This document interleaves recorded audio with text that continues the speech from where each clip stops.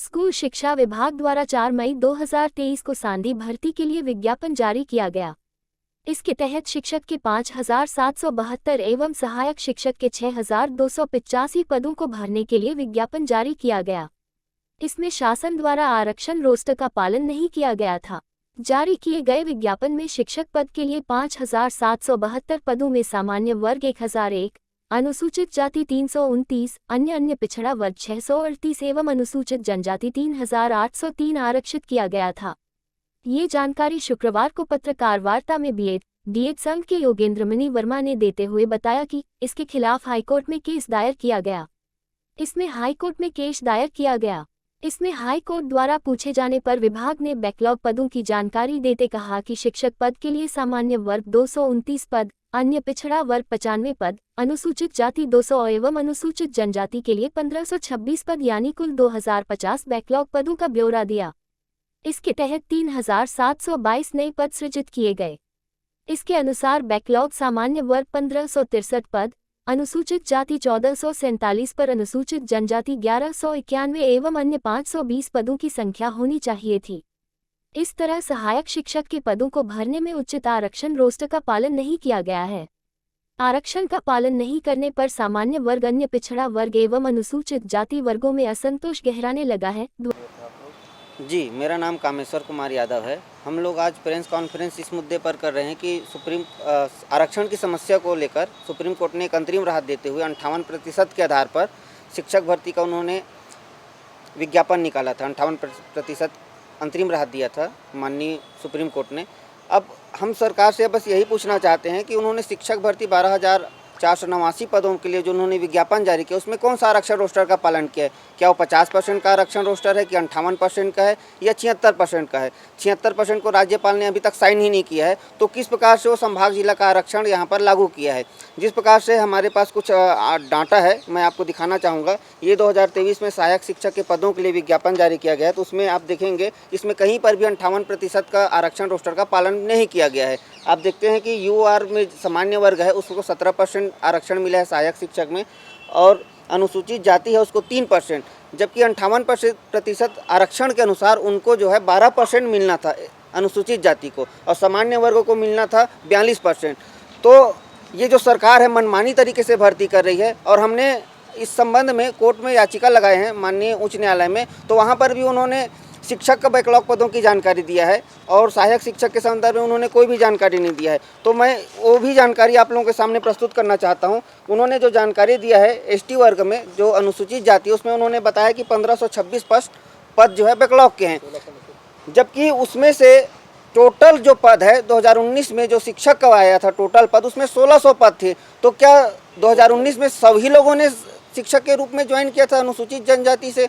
तो ये तरीके से कुल मिलाकर सरकार हमको गुमराह कर रही है। वो स्पष्ट नहीं बता रही है कि उन्होंने कौन से आरक्षण रोस्टर का पालन किया और कितने पद जो है बैकलॉग है।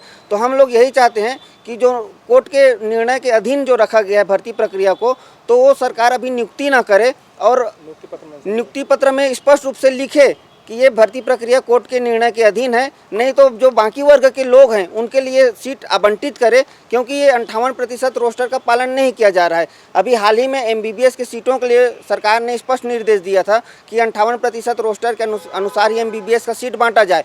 जब प्रवेश परीक्षाओं में 58% का पालन जब किया जा रहा है, तो क्यों ना जो भर्तियाँ हो रही उसमें भी 58% का आरक्षण रोस्टर का पालन किया जाए। हाल ही में चपरासी पद छत्तीसगढ़ पीएससी के द्वारा लिया गया था, उसमें 58% का पालन हो रहा है। तो शिक्षक जैसे महत्वपूर्ण पदों पर 58% रोस्टर का पालन क्यों नहीं किया जा रहा है? तो हम सरकार से बस यही चाहते हैं कि नियुक्ति पत्र अभी ना बांटे, जब तक वो माननीय उच्च न्यायालय के जो कोर्ट के अधीन है ये भर्ती प्रक्रिया, उसको जब तक क्लियर ना हो जाए तब तक अभी नियुक्ति पत्र ना बांटा जाए। अगर बांटा जा रहा है तो उसमें उल्लेख करे, या तो बाकी वर्ग जो आघात किया जा रहा है उनको जो अनुपात में आरक्षण मिलना था, ओबीसी वर्ग को 11-12% आरक्षण मिला हुआ है सहायक शिक्षक में, तो उनको 14% मिले। सारी चीज़ों को क्लियर करे, तभी आरक्षण क्लियर होने के बाद वो नियुक्ति पत्र दे। हम लोग को बस यही मांग है। मेरा नाम कामेश्वर कुमार यादव है, मैं प्रदेश अध्यक्ष कला संकाय बीएड प्रशिक्षित कल्याण संघ। आज हम लोगों ने जो कॉन्फ्रेंस लिया है वो स्थानीय आरक्षण के संबंध में लिया है।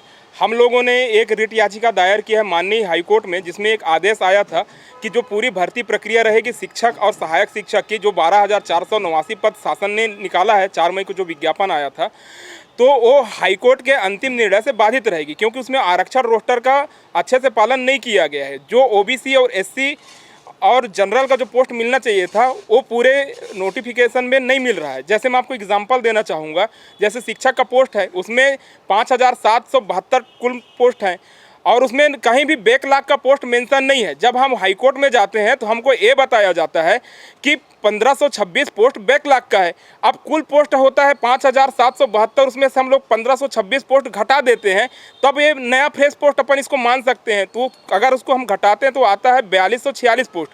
उसमें से अगर हम एसटी का 32% जो वर्तमान रिजर्वेशन माननीय सुप्रीम कोर्ट ने बोला है कि 58% पे आप भर्ती कीजिए, तो उसमें अगर उस पर हम लोग 32% एसटी को देते हैं तो वो आ जाता है 1359 पोस्ट। 1359 पोस्ट और 1526 पोस्ट को हम अगर जोड़ते हैं तो आ जाता है 2800 और कुछ पोस्ट समथिंग।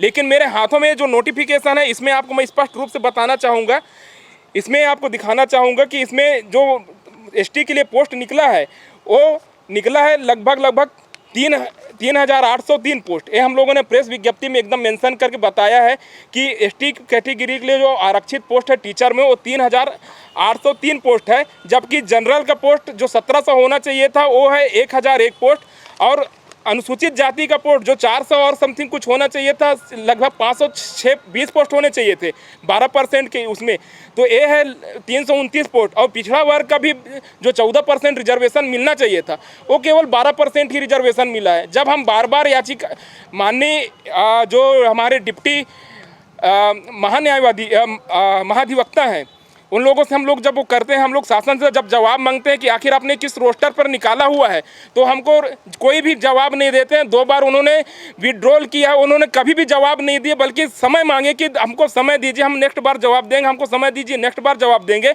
कोई भी शासन का जवाबदेह अधिकारी वहाँ जवाब नहीं दे पा रहा है, और जवाब न दे करके आप हेयरिंग पे हेयरिंग डेट बढ़वाते जा रहे हैं, और इधर आप नियुक्ति दे रहे हैं। पहले आप रोस्टर तो क्लियर कीजिए, जब तक आप रोस्टर क्लियर नहीं करते हैं तब तक तो आपको नोटिफिकेशन निकालने का अधिकार नहीं है। आप यहाँ रिक्रूटमेंट कैसे दे सकते हैं?